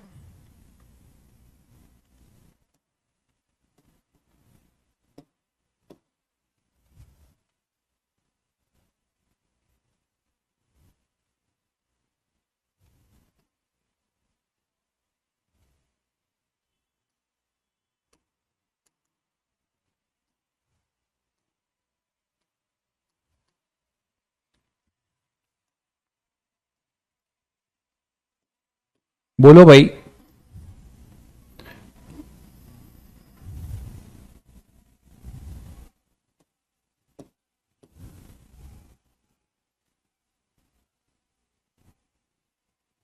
चलिए पहले अभी इसको, क्लैंप है, अभी बाद में करेंगे।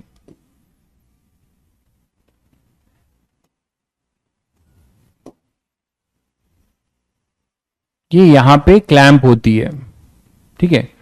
पुली का मतलब क्या है? A pulley is use to change the direction. बहुत बढ़िया भाई, बहुत बढ़िया तनिष्क, बहुत बढ़िया, ठीक है। एक मशीन है, बिल्कुल एक मशीन है। मशीन क्या काम आता है? मशीन इज मैकेनिकल डिवाइस, बिल्कुल सही कह रहे हैं, जो कि हमारे काम को आसान कर दे, जो हमारे काम को आसान करे। तो pulley is basically to change the direction of the force, force के डायरेक्शन को चेंज करेगी, बिल्कुल एक सिंपल मशीन बोल सकते हो आप इसे। बिल्कुल सही कह रहे हैं आप लोग, आप लोगों को पता है सब कुछ, बहुत अच्छी बात है। तो देखो,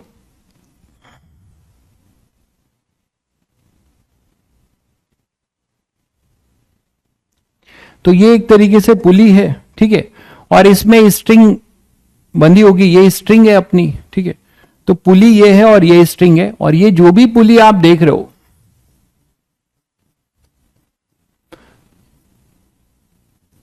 ये पुली आपकी किस कंडीशन की पुली पढ़ेंगे वो भी समझ लीजिए।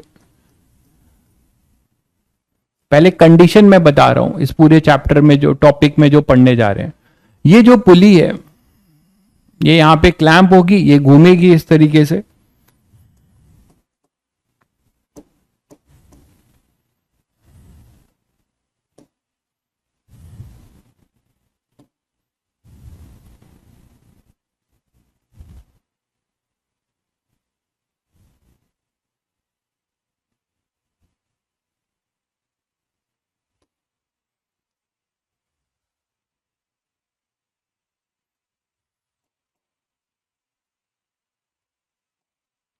तो मान लीजिए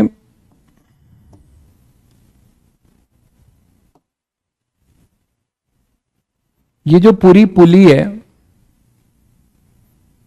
इसका कंडीशन देखिए पुली के बारे में। पुली जो हम पढ़ने जा रहे हैं वो मासलेस पढ़ेंगे।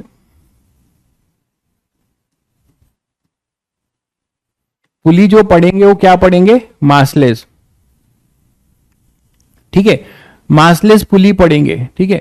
दूसरी इंपॉर्टेंट बात ध्यान से सुनिए कि इफ मासलेस पुली है, अब इसमें दो चीजें होंगी, मासलेस पुली है और फ्रिक्शनलेस है। मतलब ये धागा जो यहां से पास होकर जा रहा होगा, इसमें कोई फ्रिक्शन नहीं होगा इसके साथ। ये धागा जो है इसके ऊपर ऐसे रैप करता हुआ, देखिए,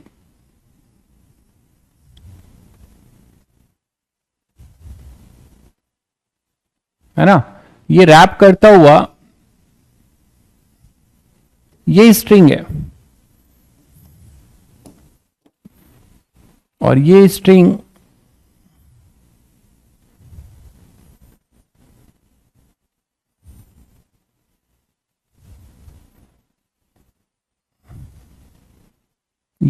मासलेस है, और एक फ्रिक्शनलेस मासलेस पुली से पास होगा। तो under this condition you can say that tension in both the string is same. तो आप ये ध्यान रखिएगा कि अगर ऐसा है तो आप बोल सकते हैं कि इफ, नोट करके लिख दे रहा हूं मैं, ये सब बहुत फंडामेंटल्स है। If massless string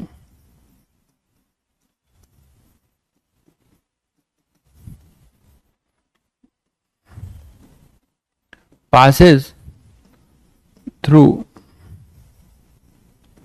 frictionless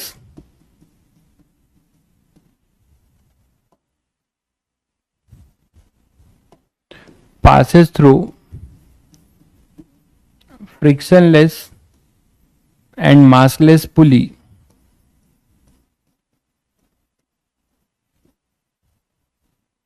then tension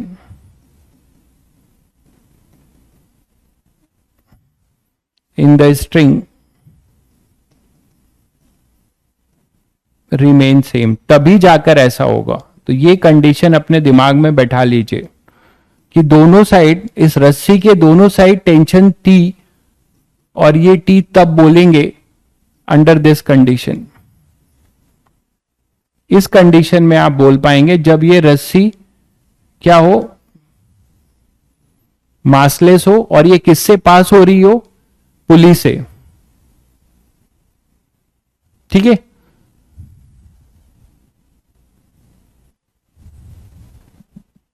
हाँ एक मिनट इसका, हाँ ये लिख देता हूं मैं, थोड़ा गलत हो गया।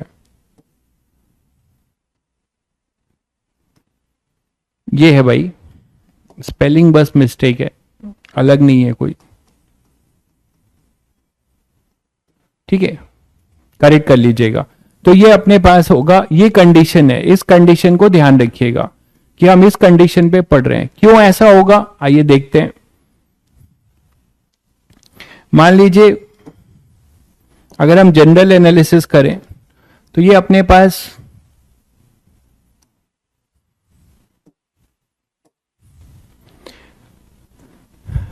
पास मान लीजिए कोई पुली है, ठीक है, और कोई स्ट्रिंग इस पे जा रही है।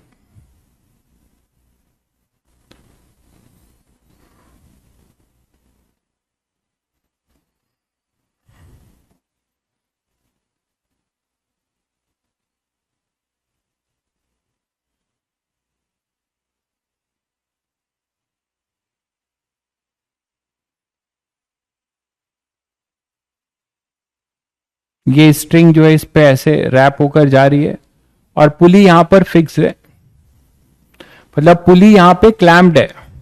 ठीक है, तो पुली नहीं मूव कर रही है, ये भी ध्यान रहे। कुछ बच्चे सोचते हैं पुली मूव कर रही है, पुली नहीं मूव करेगी। अभी जब हम रोटेशनल डायनेमिक्स पढ़ेंगे तो पुली मूव करेगी। पुली फिक्स है, क्लैम्प्ड है, उसके ऊपर रस्सी स्लिप कर रही है। ठीक है, ये रस्सी जो है इस पे क्या कर रही है, स्लिप कर रही है। रस्सी केवल क्या कर रही है, स्लिप कर रही है। तो रस्सी अपनी स्लिप कर रही है।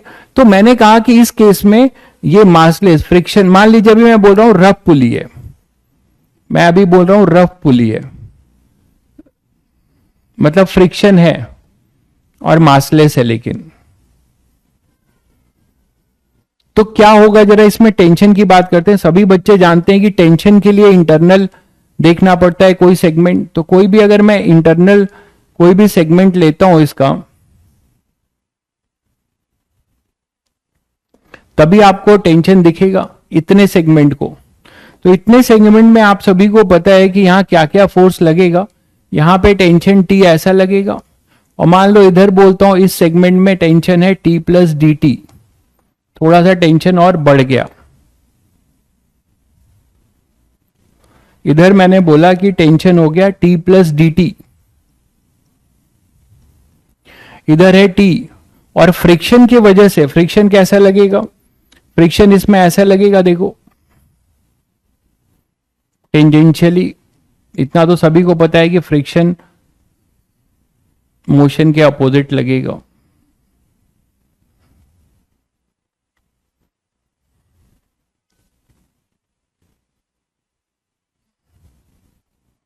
ठीक है, इधर फ्रिक्शन लगेगा।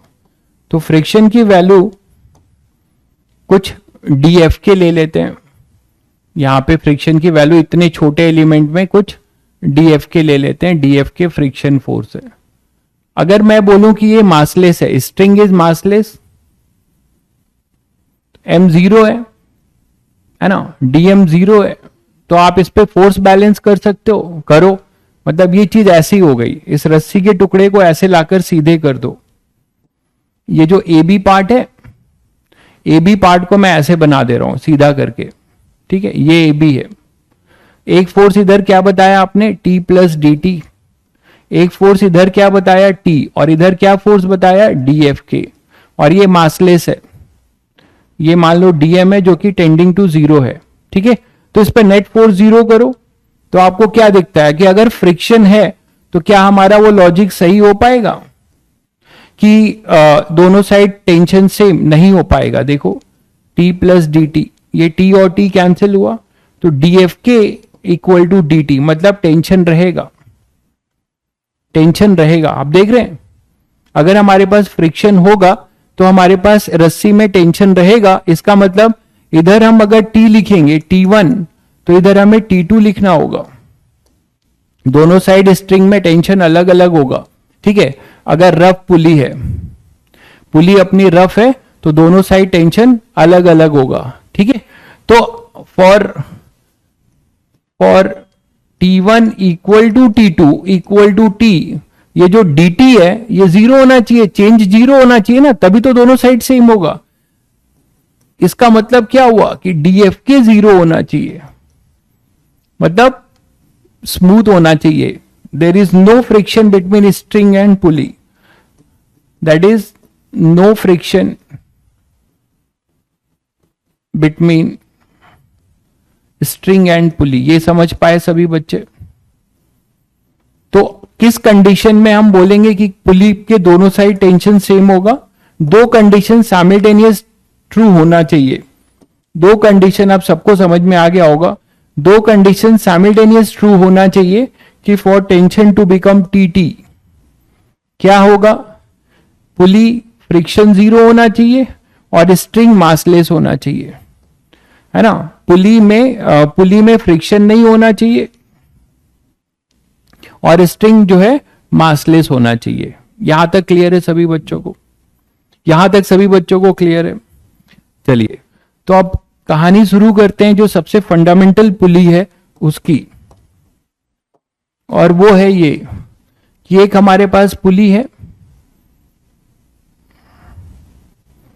और इसके साथ दो मास लटके हुए हैं। इसके साथ दो मास लटके हुए हैं।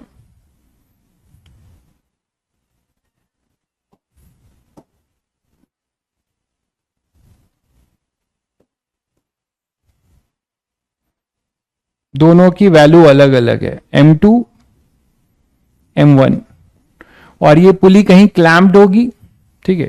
ये पुली कहीं पे क्लैम्प्ड होगी। क्लैम्प को कभी कभी फिगर में ऐसे दिखाया जाता है कि ये पुली ऐसे क्लैम्प्ड है, मतलब ये मूव नहीं कर सकती। स्ट्रिंग इस पे स्लिप करेगा, स्ट्रिंग केवल इस पे स्लिप करेगा। अब मैं बार बार नहीं बताऊंगा कि पुली मासलेस है फ्रिक्शनलेस है, यह अंडरस्टूड होगा कि पूरे चैप्टर में पुली अपनी क्या होगी? मासलेस और क्या? फ्रिक्शनलेस। पुली अपनी मासलेस होगी और फ्रिक्शनलेस होगी, ठीक है। चलिए तो ये अपने पास हो जाएगा।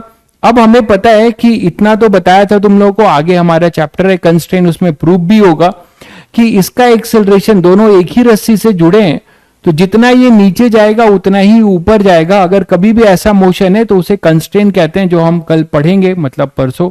और ये ए होगा, दोनों का सेम रस्सी से जुड़े हैं, दोनों का एक्सेलरेशन सेम होगा। बहुत बच्चे इसमें सोचते हैं कि सर फोर्स तो अलग अलग लग रहा है तो इनमें एक्सेलरेशन अलग होगा। तो मैं आपको बता दूं कि फोर्स में जो रिलेशन है, दो बॉडीज में रिलेशन कभी भी न्यूटन सेकेंड लॉ से नहीं निकालते। अभी भी तुरंत दिमाग में इसको छाप लो कि whenever we are going to have a relation between velocity, displacement or acceleration of any two or three particle which are in constrained motion. constrained motion का क्या मतलब? कि पार्टिकल अगर एक दो कदम जाएगा तो दूसरे को ना चाहते हुए भी दो कदम आगे बढ़ना पड़ेगा। जैसे आप एक दूसरे का हाथ पकड़े हो, एक आगे वाला जो है चल रहा है तो पीछे वाले को भी खींचकर चलना पड़ेगा, ठीक है। तो अब आपको इसका हमें क्या निकालना है? इसको हम फिजिक्स की भाषा में, इसका एक नाम है, इसको कहते हैं एटवुड मशीन। तो कंफ्यूज मत होइएगा, एटवुड मशीन, ठीक है। इसको फिजिक्स की भाषा में बोला जाता है एटवुड मशीन। केवल इसी सेटअप को, हर पुली सिस्टम को नहीं, only this particular system have named as Atwood machine.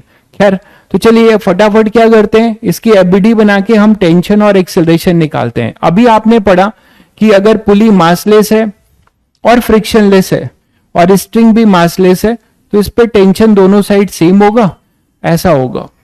ये पुली के रिस्पेक्ट में होगा, ये ब्लॉक के रिस्पेक्ट में, यहां पर ऐसा होगा, इस पे ऐसा होगा, ये सभी को पता है। ये किसके रिस्पेक्ट में? With respect to pulley. फिर बता दे रहा हूं, ये टेंशन किसके रिस्पेक्ट में? With respect to block. क्यों? क्योंकि इसको अगर काटोगे, फिर बता रहा हूं, दिमाग में भर लीजिए ये सब, ये अगर इसको काटोगे अगर केवल इतने पोर्शन को, तो ये मासलेस है, तो इस पे नेट फोर्स बैलेंस होना चाहिए। नेट फोर्स तभी बैलेंस होगा जब टेंशन इक्वल और अपोजिट होगा। M टेंडिंग टू जीरो है तो इसीलिए F टेंडिंग टू जीरो है। क्लियर है? चलिए तो अब यहां पर एफबीडी बनाइए दोनों का और न्यूटन सेकेंड लॉ लिखिए। यहां mg लग रहा होगा, यहां m1g लग रहा होगा, यहां m2g। तो फाइनली m2g और ये होगा m1g।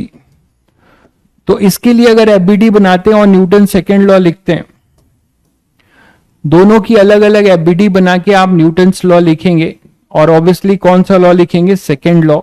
तो यहां पे अपना क्या है, t, m1 के लिए ये mg, इधर t और इधर m2g, और एक्सेलरेशन दोनों के लिए सेम है, डाउनवर्ड, इसके लिए डाउनवर्ड डायरेक्शन में और इसके लिए अपवर्ड डायरेक्शन में है। तो मैंने आपको एक ही चीज सिखाया हुआ है, एक ही चीज आपको सिखाया हुआ है मैंने कि कभी भी जब हम न्यूटन सेकेंड लॉ लिखते हैं तो net force in accelerated direction देखकर लिख देते हैं। तो इसके लिए क्या लिखेंगे, net force in accelerated direction, वो होगा T1 minus m1g is equal to m1a। सभी बच्चों को क्लियर है, इस डायरेक्शन में नेट फोर्स एक्सेलरेटेड डायरेक्शन की लिखाई जा रही है, ठीक है।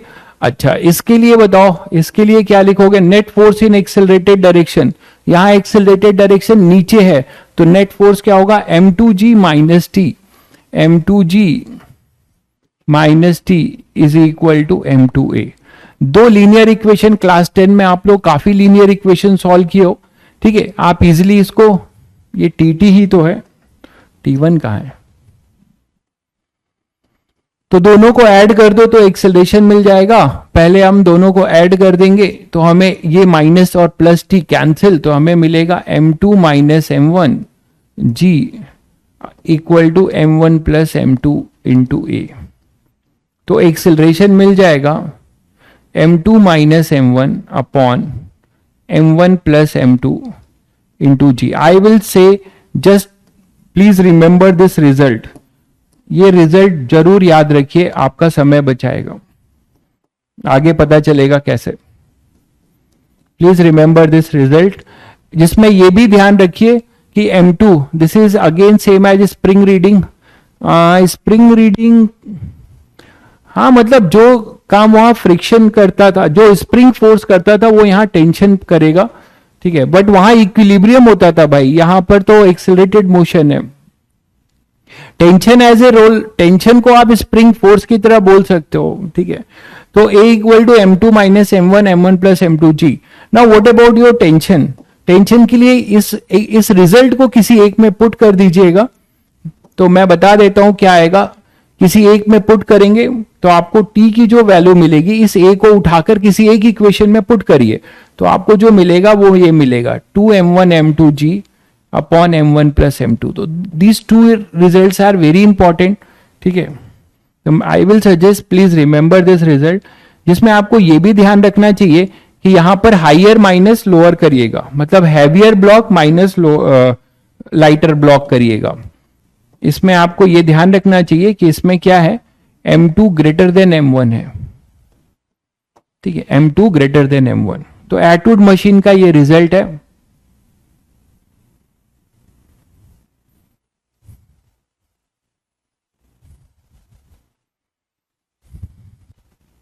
क्लियर है?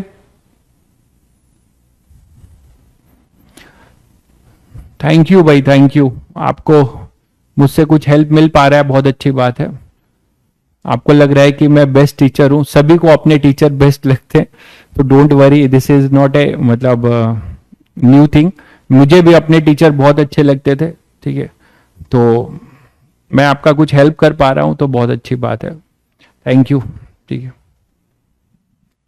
तो एटवुड मशीन की कहानी ये है, इसी को आगे बढ़ाएंगे हम लोग, इसी को आगे बढ़ाएंगे हम लोग। कल नहीं, कल आपका फिर छुट्टी है, तो आप लोग फिर से जो है मॉड्यूल पे जुटेंगे और एससी वर्मा पे जुटेंगे। मैं फिर बोल रहा हूं, ट्राई एससीवी। मैं भूल जाता हूं, एक्चुअली मैं बहुत कैजुअल इंसान हूं, मेरे पास एससीवी बुक नहीं है, नहीं तो मैं अभी क्वेश्चन भी टिक कर देता। ट्राई एससीवी है ना, एक्सेप्ट पुली क्वेश्चन।